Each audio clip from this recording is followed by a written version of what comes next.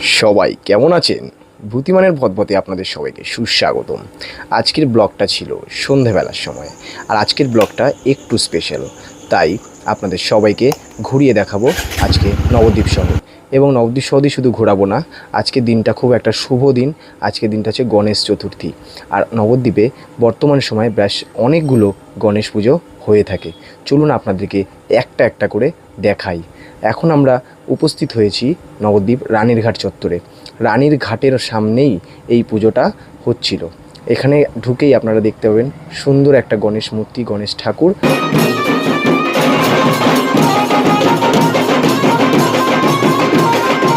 যে বাজনাটা আপনারা দেখতে পাচ্ছেন, সেই বাজনাটা হচ্ছে মশা ঢোলতাশা, সেই বিখ্যাত মশা ঢোলতাশা।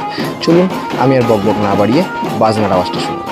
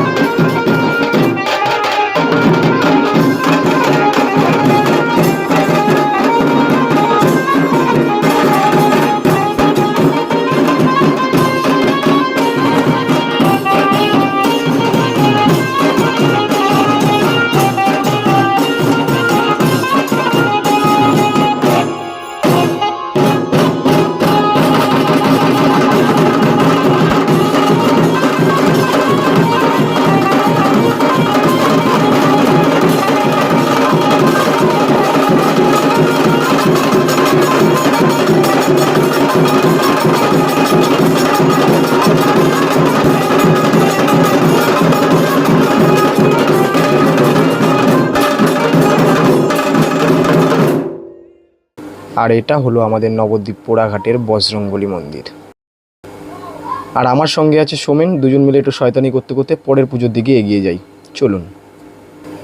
ওয়েদারটা বেশ মিষ্টি ছিল, কিছুক্ষণ আগে বৃষ্টি হয়ে গেছে, রাস্তা ভেজা আপনারা দেখতেই পাচ্ছেন।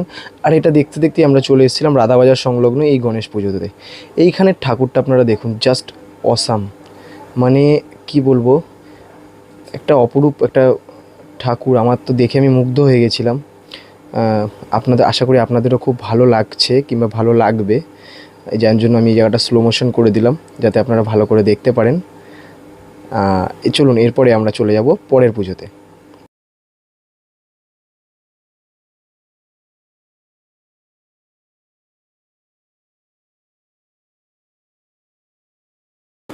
পরের পুজোটা ছিল ষষ্ঠীতলা সংলগ্ন, নবদ্বীপ ষষ্ঠীতলা সংলগ্ন এই পুজোটা।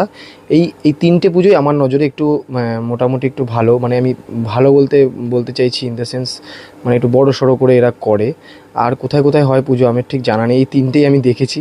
সো এই তিনটেই আমি আপনাদেরকে দেখাচ্ছি। এইখানের মূর্তিটাও দেখুন একবার, জাস্ট মানে কি বলবো, গণেশ ঠাকুরের মূর্তিগুলো এত সুন্দর হয় না, আমি জাস্ট দেখে মুগ্ধ হয়ে গেছিলাম।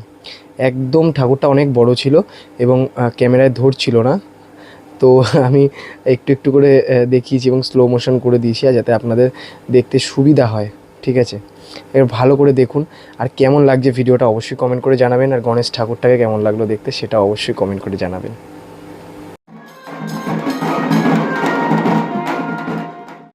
আর এই যে বাজনাটা দেখছেন, এটা কিন্তু কোনো মুসা ফুসা কোনো কলকাতা সেট নয়, এটা আমাদের নবদ্বীপের সেট। আমার মনে হয় কলকাতার যে মুসার সেটটা এসছে তার থেকে যথেষ্ট অনেক গুণে ভালো বাজাচ্ছে।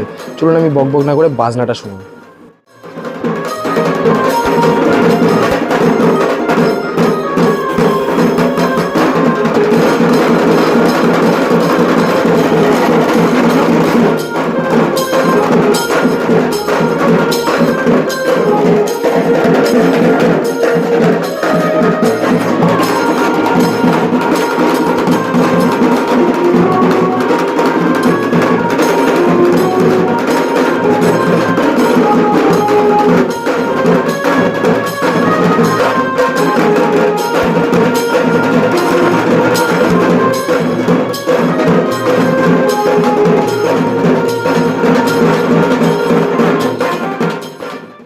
অনেক হলো বাজনা, চলুন এবার বাড়ির দিকে ফিরে যাই।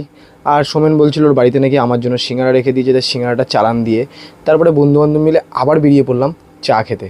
চা খেতে যাবো আজকে আমরা ফাঁসিতলা। ফাঁসিতলা হচ্ছে পুরো গঙ্গার ধারের একটা ঘাট, খুব সুন্দর একটা ঘাট। হাতে চা নিয়ে এখানে একটা স্নিগ্ধ পরিবেশে দাঁড়িয়ে চা খাওয়া যায় এবং খুব ভালো একটা পরিবেশ, ঠিক আছে। এইটা হচ্ছে আমাদের দোকান, বাপ্পাদার চায়ের দোকান। আর এই যে আমার সোনাই। আর কি করব বলুন, ভিডিওটা কেমন লাগলো অবশ্যই জানাবেন কমেন্ট করে। আর এত দূর ভিডিওটা দেখার জন্য অসংখ্য ধন্যবাদ।